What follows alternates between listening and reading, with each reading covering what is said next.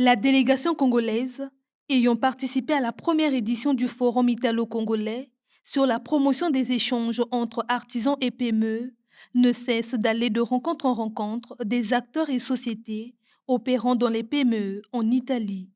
Pour ce faire, la ministre Jacqueline Lydia-Mikolo et son ensemble étaient à la découverte du groupe Eni ce week-end, question de s'inspirer du savoir-faire de cette entreprise, réputée pour ses prouesses dans l'exploration, la production et la distribution du pétrole et du gaz.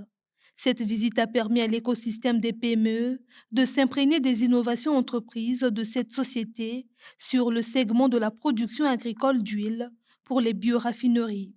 Avec ces nouvelles technologies, Eni vise à atteindre la neutralité carbone d'ici 2050 et à augmenter sa capacité de bioraffinage de 1,65 million de tonnes actuellement à plus de 5 millions de tonnes par an d'ici 2030. Nous avons eu l'occasion effectivement d'avoir un exposé des startups qui évoluent dans différents secteurs d'activité.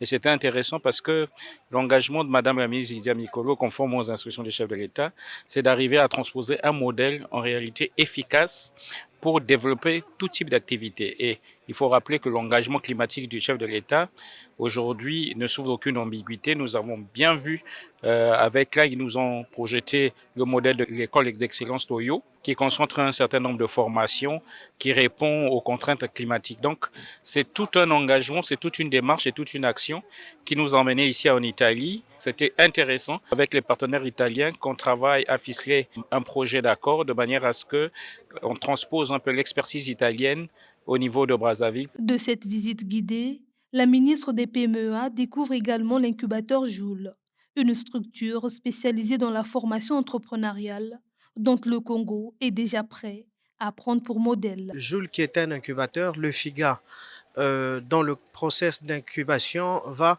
ici profiter et s'inspirer de cette expérience que nous venons de voir afin de consolider et aussi de construire son propre modèle.